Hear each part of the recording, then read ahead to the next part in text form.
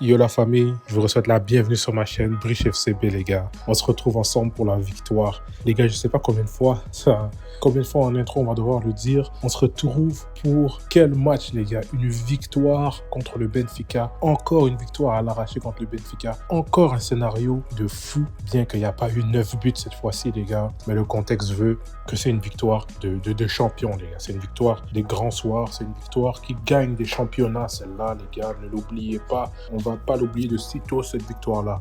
Il y a beaucoup de choses à dire sur ce match, des positifs, très peu de négatifs, et on va commencer comme à notre habitude les gars, par le négatif pour s'en débarrasser et qu'on kiffe le positif ensemble après.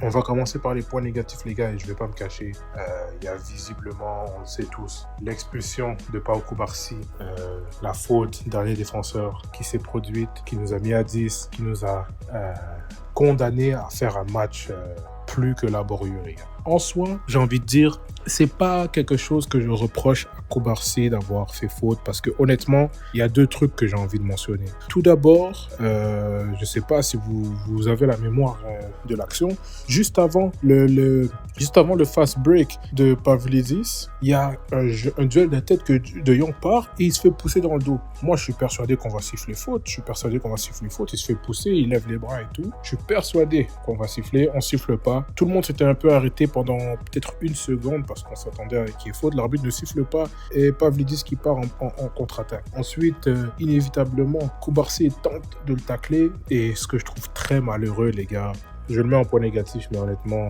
je le mets sur le compte beaucoup de la malchance, c'est que le tacle était tellement bien timé, le tacle était tellement réussi selon moi. Juste, le contexte le voulant, les gars, il pleuvait, beaucoup de pluie, ça glisse. Le ballon glisse juste en dessous de sa jambe. Et au final, il prend Pavlidis en ciseaux. C'est un rouge clair, pas de discussion. Mais là où il y a la discussion et qui m'a dérangé, c'est qu'il y a la faute sur De Jong qui peut être appelée et qui, selon moi, a fait action de jeu. On s'est arrêté de jouer pendant un instant. Et l'arbitre, pendant un certain moment, on voit les capitaines De Jong, Rafinha, pas encore Araujo, il n'était pas là. De Jong, Rafinha parler à l'arbitre en lui expliquant qu'il y a faute avant, qu'on doit aller voir. L'arbitre n'est pas allé voir la VAR. Certes, on va toujours parler d'arbitrage qu'on comprend pas et tout. En Liga, c'est comprenable. Mais là, en Ligue des Champions, ça soulève des questions parce que bon, je comprends et je conçois que la VAR, c'est un outil qu'on peut conseiller à l'arbitre d'aller voir pour remettre la décision en jeu. Par contre, est-ce qu'il a été appelé? Est-ce qu'on lui a conseillé d'aller voir la VAR? Est-ce qu'on lui a pas conseillé? Est-ce qu'il a refusé? Peu importe le cas, je crois qu'il aurait dû y aller. Je crois que la faute aurait dû être appelée. Je crois que l'action de Pavlidis qui part en échappée ne devait même pas exister parce que de base, il y a faute. Mais bon, les gars, on va passer outre parce que, veut pas, un mal pour un bien. Cette expulsion nous a permis de vivre ce match et de vivre cette expérience nécessaire pour le groupe, les gars. Ça m'en vient à parler directement au point positif de ce match, c'est la réaction qu'on a vue de ces joueurs. Déjà sans parler de l'entame de match qui, avant même la faute, avant même le fait d'être à 10, je voyais un jeu qui était très très très bien. Il y avait une domination qui commençait à s'installer. C'était pas du tout comme le premier match face au Benfica en fin de phase de groupe de Ligue des Champions. C'était un match beaucoup plus maîtrisé. On commençait à s'installer sur le terrain. Je voyais De Jong, Pedri, Olmo qui commencent à s'installer comme le milieu type de cette équipe. Ça jouait très bien, ça circulait très bien. Ça s'annonçait être peut-être même une large victoire du Barça, comme on a pu connaître, mais le rouge nous a freinés. Et comme je dis, les gars, la réaction qu'on a vue de cette équipe, elle est plus qu'exemplaire, les gars. Quand il y a eu la faute, quand il y a eu l'expulsion confirmée, on a tous, je suis sûr que vous aussi, on a tous eu les flashbacks, les gars. Araujo, PSG, Barcola, toutes ces dernières années, les désillusions en Ligue des Champions, les éliminations crève-cœur où on se donne de l'espoir et après il y a quelque chose qui se passe et qu'on regrette pendant des années parce qu'on se dit, et si ça t'était pas passé comme ça, on a même pensé à Monaco, tout ça c'est venu, les gars, on y a tous pensé pendant la faute, mais la réaction qu'on a vue de cette équipe, personnellement, ça m'a redonné beaucoup d'espoir. La fin de la première mi-temps, les gars, j'ai même pas ressenti honnêtement qu'on était à 10. J'ai ressenti aussi, on avait des occasions. Certes, on a joué beaucoup plus reculé et on partait en transition, mais on a eu des occasions, on a été dangereux, on a failli marquer.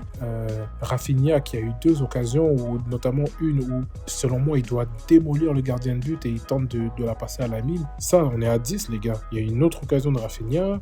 On a eu des occasions avant, bien sûr, le triple arrêt du gardien et tout. Mais c'est pour dire que la réaction et l'intensité que les joueurs ont mis sur le terrain était exemplaire. On a réussi à faire ressentir que ce match était 11 contre 11 alors qu'on était à 10. Et lorsque j'ai vu qu'on avait survécu à cette première mi-temps, qu'on avait fini fort et tout, les gars, je ne peux pas, malheureusement, je ne peux pas le prouver. Je ne l'ai pas dit sur Twitter avant que ça se passe, mais j'ai eu la vision, les gars. J'ai eu la vision pour les gars qui, peut-être, vont regarder la vidéo et avec qui on a discuté pendant le match et tout. Ils vont se reconnaître, mais j'ai eu la vision, je l'avais mentionné. Rafinha allait nous sauver. Rafinha, je sentais que c'était le genre de match où c'était ce joueur qui devait faire la différence s'il fallait. Avec l'intensité qu'il nous donne, monsieur appel de balle, monsieur prise d'espace, monsieur la frappe gauche et tout. Je voyais bien un match, pour ceux qui se souviennent, un peu comme face à Osasuna il y a de ça 2 ans, quand Levon prend un carton rouge, on est à 10 et Rafinha vient marquer à la fin. Si vous vous rappelez de ce but-là, les gars, je voyais le match un peu en mode comme celui-là. Et je voyais Rafinha vraiment sauveur qui venait augmenter un peu tout le lore sur son ballon d'or. Et il l'a fait, les gars. À la 61e, on marque. Et j'ai envie de mentionner d'abord, les gars, quelle masterclass tactique de gestion d'Hansi Flick. Sortir Olmo, passer en 4-3-1, 4-2. Bon, la formation qu'on avait à 10, les gars, passer à cette formation-là, c'était le choix à faire. Et ensuite, sortir Lamine pour Ferran, mettre Rafinha à droite, Ferran à gauche, c'était la meilleure chose qu'on pouvait faire pour espérer être offensif et avoir l'énergie de Ferran pour défendre, l'énergie infatigable de Rafinha pour défendre. C'était la meilleure décision que Flick aurait pu faire durant cette situation. Il l'a fait. Ensuite, on a sorti les vannes. L'entrée de Gérard Martin, les gars, au début, elle m'a mis très, très, très perplexe. Mais quand je l'ai vu entrer, je me suis dit, les gars, c'est plus du tout le même joueur qu'on a connu. C'est un joueur maintenant qui a fait de très bonnes choses sur ce match. Quelques petites récupérations, des prises de balles, petits dribbles, distribution. J'ai bien aimé l'entrée de Gérard Martin aujourd'hui. Il nous a montré, certes, c'était un contexte très compliqué. On a vu beaucoup de jeunes, pas pour être méchant, mais se chier dessus dans des contextes comme celui-ci. Hector Fort face à Betis, Dominguez face à Osasuna. On a vu beaucoup de joueurs qui n'ont pas su répondre présent dans des grandes, entre guillemets, oppositions. Mais là, Gérard Martin qui rentre à 10 contre 11 en 8e de finale de Ligue des Champions face à un Benfica qui est quand même pas à plaindre, et il réussit à jouer sereinement. Ce joueur est vraiment en confiance, et je pense que malgré toutes les critiques qu'on a pu le faire contre lui, moi le premier, moi qui disais que je ne veux plus le voir au club, qu'il a rien à faire là, je commence à penser, les gars, qu'on a notre suppléant, on a notre doublure pour Baldé. Il est capable de jouer. On a vu son match face à la Sociedad le week-end dernier. Il est capable de jouer, les gars. Offensivement, il est pertinent. Il fait des trucs, comme je dis toujours, qui fait ce que Baldé n'était pas capable de faire avant, bien que Baldé le fait maintenant. Défensivement, il a tenu la baraque hier soir pendant les 10-15 minutes dans lesquelles il a joué. Donc, vraiment, big up à Gérard Martin. La résilience qu'il a eu pour continuer à travailler. Flick qui a eu la vision envers ce joueur. Merci, tonton Flick. Merci pour le Flickball, encore une fois. On le dira tous les matchs. Et j'ai envie de dire, les gars, Rafinha qui continue d'avancer vers son ballon d'or, qui mène le Barça vers une potentielle qualification. On a fait, les gars, le plus dur à les gagner à l'extérieur. À 10 contre 11 pendant 60 minutes contre le Benfica, dans un stade hostile, avec les fumigènes, tout ça, la fatigue des joueurs. Le seul, les gars, j'ai envie de dire aussi, bon, le point un peu négatif de cette victoire et de cet exploit, c'est peut-être l'énergie et toute la fatigue qu'on aura dépensée durant ce match. Parce que là, les enchaînements qui vont venir, on aura la Liga, je pense qu'on reçoit l'Osasuna cette fin de semaine. Ensuite, il y aura le retour et on va aller en trêve, mais on a allé dépenser beaucoup d'énergie sur ce match, donc il va falloir vraiment se reposer.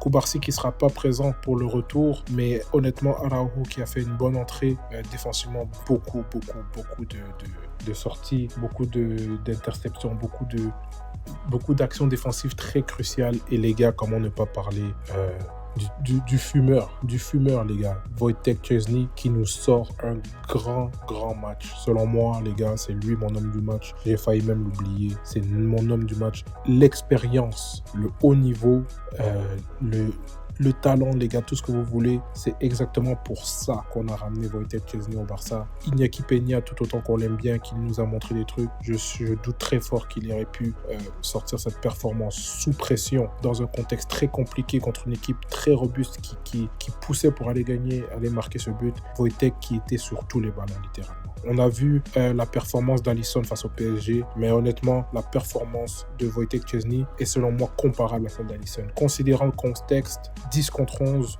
tout le match, pression, une équipe jeune, etc., Wojtek, les sorties de balles, les coups de poing au corner, attraper le ballon, se coucher quand il faut, les captes, les arrêts où il attrape le ballon, pas de rebond les gars. Même sur le coup franc, directement après l'expulsion de Kubarsi, premier gros arrêt, il a failli donner un penalty, une chance qu'il y avait hors jeu. Mais les gars, des arrêts.